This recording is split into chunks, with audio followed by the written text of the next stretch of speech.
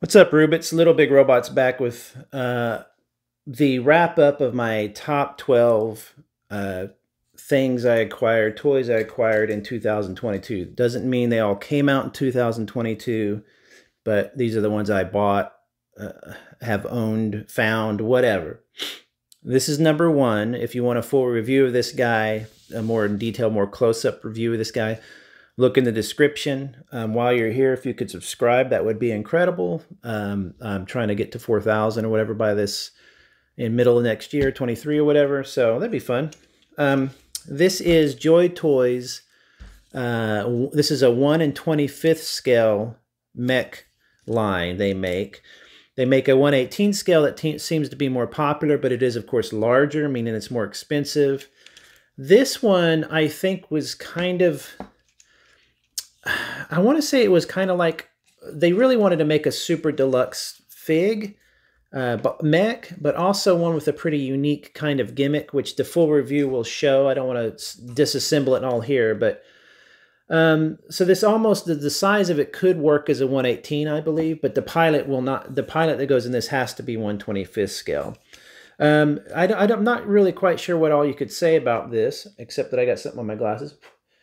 But it kind of looks, what's interesting to me about it is it's not only just a ginormous looking crazy thing, which is not always my bag. I like kind of more simple looking mechs, but it has this kind of samurai-ish look in the knee pads here. This section here, I guess these are like foils or heat dissipate. I don't know what these things are, just part of the design. But it has this huge hulking kind of thing with this back...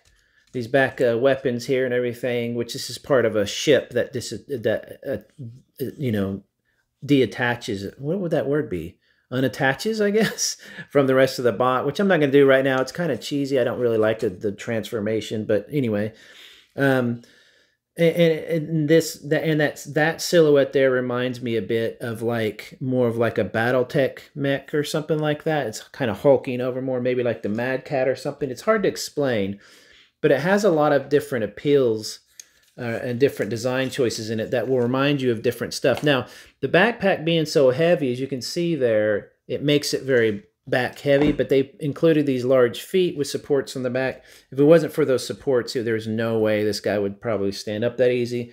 His legs are already doing the backwards bent thing, you know, to kind of help with the weight distribution.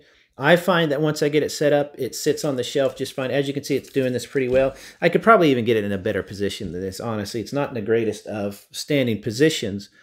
But let's talk a little bit about these always have a great, you know, like an entry design, a way for the pilot to get in there. And that one looks like the mouth of a dragon or something. You can see in here, let me show you, see if I can show you there. Let me see if I'm showing you.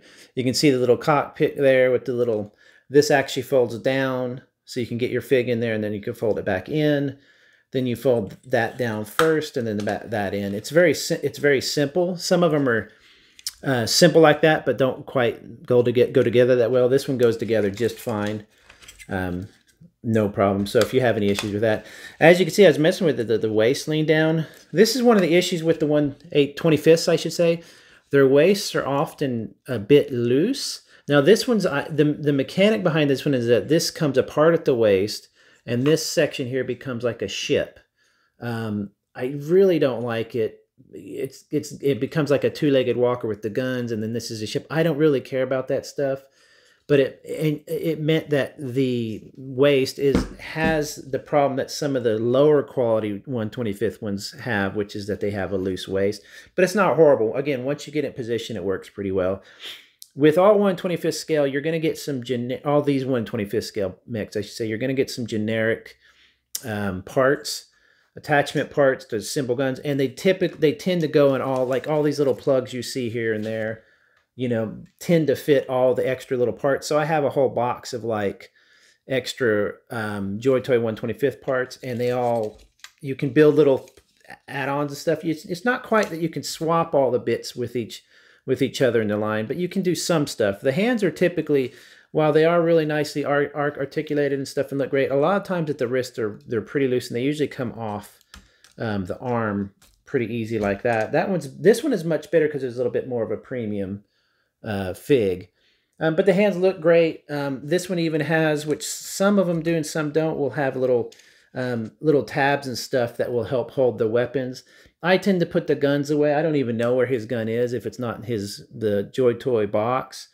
It's around here somewhere. It's a cool looking gun, but again, you can see the whole thing in the full review. But what I like about this is that it's just JoyToy are more expensive, so if you don't take the time to play with them, like if you're really careful with them like me and you're like, oh, you're precious with them, you're going to miss so much of it. I don't want you to give this to your 6-year-old and let him tear it to bits. It's too much money. Get him a cheaper toy if he's just going to tear it up.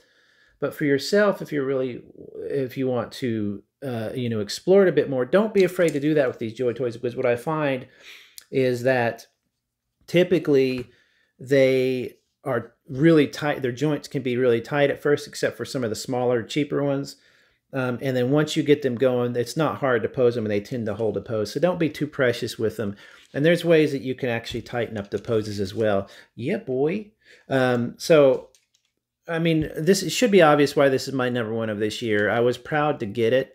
I don't typically spend 90, 120 on toys. You get into that, you can buy less toys. It's not as fun, that kind of thing.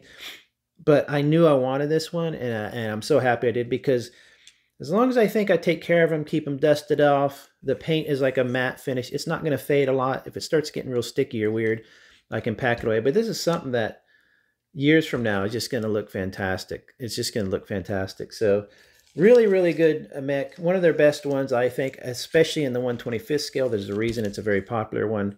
Have a good day, everybody. Go pick this up if you want, and have a happy New Year.